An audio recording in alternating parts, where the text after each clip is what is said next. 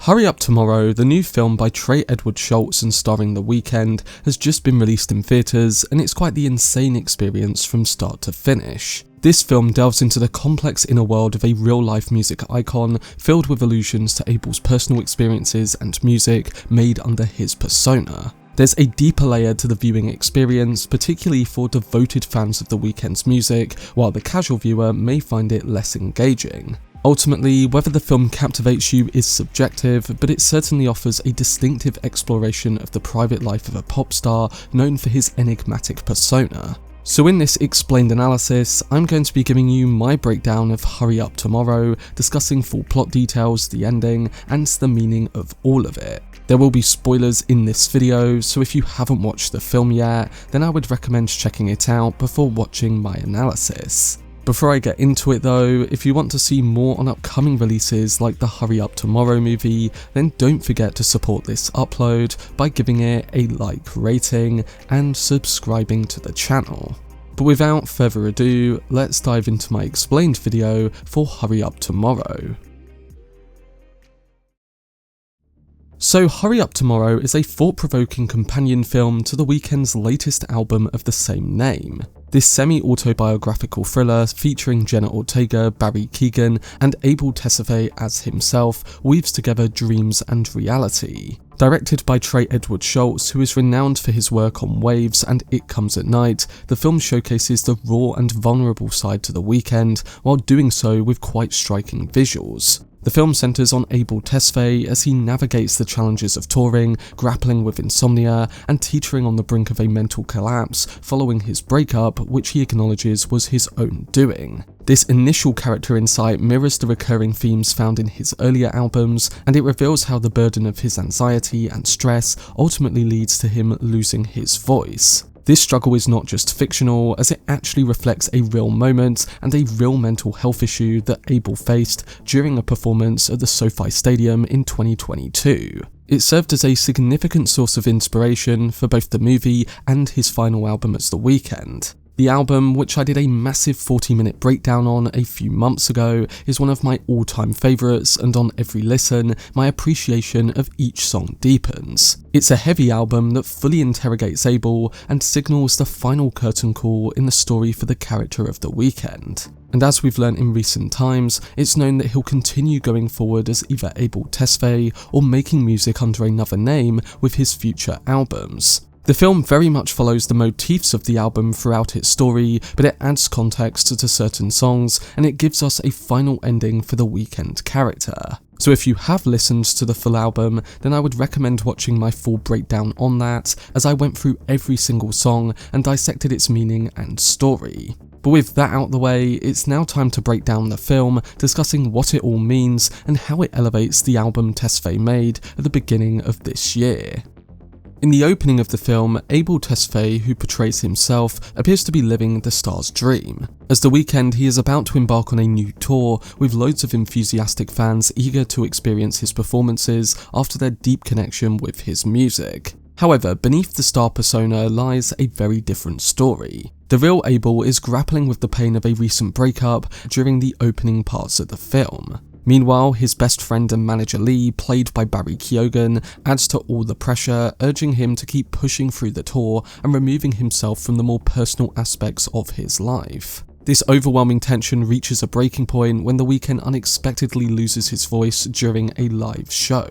Now, Hurry Up Tomorrow is infused with music featuring original tracks by The Weeknd from the album of the same name, alongside a complimentary score by Uncut Gems composer Daniel Lopatin. The film includes significant musical moments, particularly two key performances of the song Wake Me Up, that reflect Abel's emotional and psychological journey at various points. The constant presence of music serves as a driving force for the narrative, as Abel grapples with spiritual challenges that lead him to question his own reality. One performance of the Wake Me Up song is his persona shining through, while the other performance is a mentally damaged Abel struggling to go on. So through this musical backdrop, this is where some of the deeper storytelling lies, revealing the inner turmoil and contemplations that Abel experiences. In the earlier scenes of the film, Abel's partying is also depicted through intense flashes, vibrant neon lights, and rapid editing, effectively illustrating the overwhelming impact of the Weeknd's lifestyle on Abel. When he steps on stage to perform, he is met with a vast amount of phone lights from the audience, making us feel like he needs to satisfy the persona he takes on, as if it is a monstrous being. This is heavily connected to the first half of the Hurry Up Tomorrow album, as the songs Wake Me Up, Baptized in Fear, Reflections Laughing, Given Up on Me, and Enjoy the Show get deep into the loss of his voice, the shadow of his persona haunting him, and his struggles going back on tour following all of this. Something I also noticed from a visual perspective was how the film transitions from the more serene environments with Jenna Ortega's Anima at the beginning to the chaotic whirlwind of fame, and eventually to the distant yet intimate setting of a hotel room later on. And to go alongside this, the aspect ratio of the film constantly switches to relate to both aspects of Abel's life. The larger-than-life euphoria of being on stage as The Weeknd is depicted via a wide-open ratio, whereas the more claustrophobic moments as Abel is represented by a boxed-in 4.3 ratio. It's just visual choices like this that help elevate the story being told, and I think if you understand The Weeknd's story more deeply, you will get a bigger kick out of this. In the midst of his emotional voice collapse on stage, he locks eyes with a young woman named Anima, who later finds him backstage trying to leave the concert. They escape the arena together and revel in the vibrant atmosphere of the Santa Monica boardwalk. Now, this scene is basically Abel reconnecting with his childhood and the childlike aspects of his life. The song Drive, which plays over the scene, is a song that was originally depicted as Abel driving away from the Weeknd persona and trying to find reconnection. And the film evolves this message by showing that deep down he wants to reconnect with his past self, essentially find some solace in himself as a child and become whole again. And if you get what's going on in the film, when we do get the reveal of who Anima is, this makes a lot more sense. Anyway, following the drive sequence, Abel and Anima go back to a hotel room and spend the night there together, and Abel feels much more comfortable than he has in a while. But while we think that Abel is finally turning a corner, just like in all of his previous albums and the messages of them, he finds himself turning back to the persona of The Weeknd. Abel gets ready to resume his tour and intends on leaving the hotel room and Anima. But as we learn, it looks like this time something will change within him because Abel is not allowed to leave. Anima, feeling abandoned and consumed by loneliness, strikes out at him with a bottle, leaving Abel knocked out and in a surreal dreamlike state. In the dream, Abel finds himself isolated in his hotel room. He ventures outside only to discover that the city is now eerily deserted. As he attempts to return to his room, the elevator unexpectedly descends to the basement, leading him into a dark tunnel. There he encounters a horrifying entity that chases him through the darkness. He eventually ends up at a fire burning in the snow,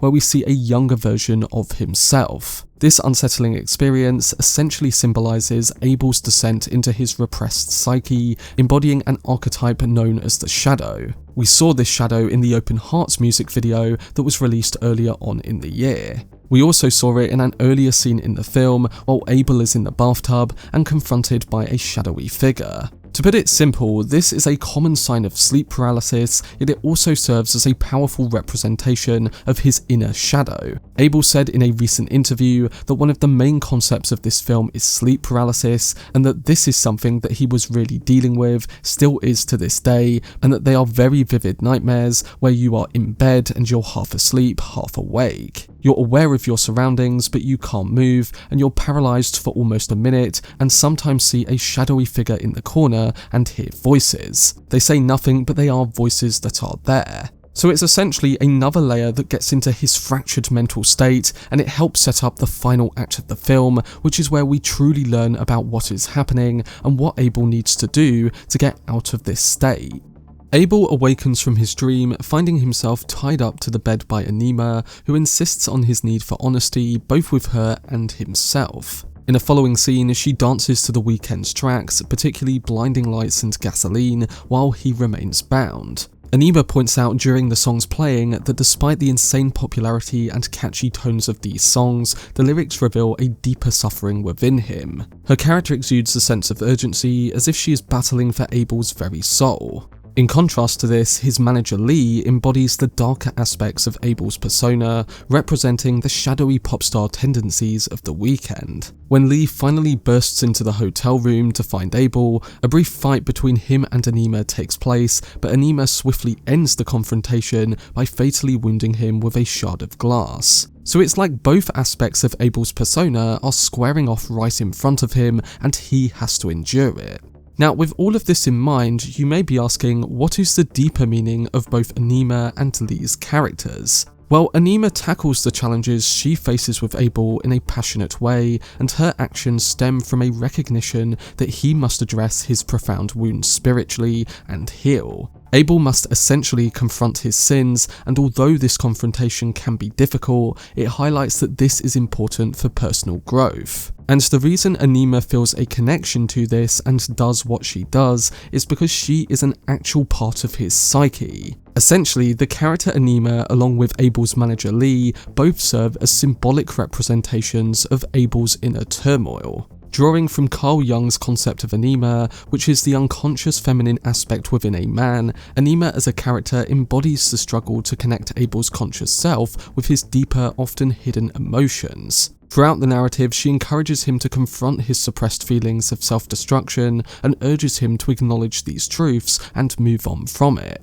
Her running away from home and us seeing that photo of her mum and her as a child earlier on in the film is actually a real photo from Abel's past. So rather than being a real person in the film, Anima represents a crucial facet of Abel's psyche, revealing the authentic version of Abel that lies beneath the surface. She is him, or Abel, before the Weeknd persona took a hold of him. Her presence also acts as a metaphor for Abel's challenges, informing genuine connections with women, reflecting the toxic relationships that haunt his past. It isn't until the climax of the story that he finally begins to open up, share his feelings, and recognise the changes he needs to make. On the flip side to this, Barry Keoghan's Lee embodies all the Weeknd part of Abel's identity, the id or ego, focusing on how he chooses to present himself to the world. Throughout the story, Lee flatters Abel, referring to him as a supernatural being and nurturing his inflated sense of self-worth. By attempting to shield Abel from any emotional pain, Lee inadvertently leads him to suppress his feelings and just focus on his appearance as a pop star, which later must be confronted by Anima. Thus, Lee serves as a reflection of The Weeknd's character, highlighting the darker elements of that persona. And then when it comes to Abel, he embodies the self, representing the entirety of his personality and all the diverse aspects of the psyche. At the start of Hurry Up Tomorrow, Abel's mind is deeply fragmented, leading to the emergence of the characters Lee and Anima, visual projections of his own psyche.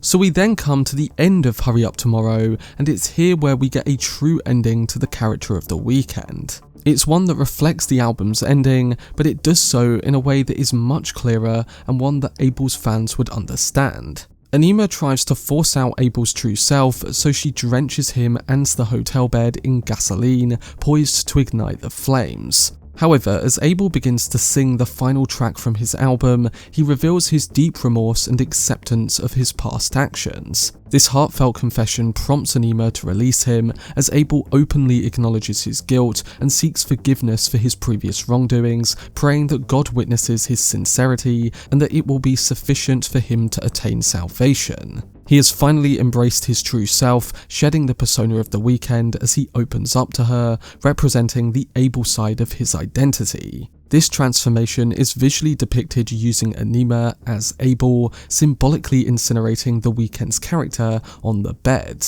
After this, Abel then exits the hotel room, leaving Anima behind, signifying that she and his original identity have fully come to the surface once again. The film then ends where it started, in front of the mirror with Abel looking back at himself. But this time he's not looking at himself as The Weeknd, as he is looking directly at a rediscovered Abel. He has found his true self once again, and hopefully he can now move forward having been cleansed of his sins. In mentioning this ending, it's important to highlight that The Weeknd is in the midst of adopting a new stage name. In this sense, Hurry Up Tomorrow symbolises the end of The Weeknd as a character. The self-absorbed and arrogant persona of Lee, which represents the Weeknd, is now overshadowed by the genuine love expressed through Anima, which reveals the authentic version of Abel underneath. The final usage of the tracks Without a Warning and the title track Hurry Up Tomorrow effectively convey this transition through the lyrics, illustrating that Abel is prepared to embrace his true identity moving forward. Whether he continues as Abel or chooses a different name remains uncertain, but it's evident that the era of the Weeknd's persona has now reached its conclusion. Hurry Up Tomorrow, encompassing both the film and the album, serves as a deep exploration of Abel Tesfaye's inner self, with the film vividly portraying this introspective journey. The entire journey that Abel embarks on with Anima is not a physical one, but instead an exploration of his own mind. But that was my breakdown and analysis for Hurry Up Tomorrow. Overall, this film is quite the weird experience, because if you're a fan of The Weeknd and understand his story, like me, then I think this film hits you a lot harder, and you understand and respect it a lot more. If you don't know anything about The Weeknd and his story, then you're likely to have the complete opposite reaction. Maybe that's the film's fault for being released as a theatrical film, and maybe this is a film that should have been released on Abel's social channels. But having said that, there is some great artistry and filmmaking on display here, and with Abel's deep connection to cinema, I can understand why this was released the way it was. But again, that's the fan in me talking, and as someone who gets The Weeknd's story. I will be reviewing the film in a bit more depth in my upcoming video essay, so if you want to hear my extended thoughts, then look out for that upload. But I do hope this breakdown did help some of you guys understand the film and the main details a bit better, and overall, I'm looking forward to hearing your thoughts on it, so don't forget to let me know down below in the comments section. For more videos on upcoming film releases like Hurry Up Tomorrow, then subscribe to the channel and turn on your notifications. Also, if you enjoyed this video, remember to leave a like rating and follow me on social media via the links in the description. But anyway, I hope you guys enjoyed it. I've been Cortex, and as always, make some noise.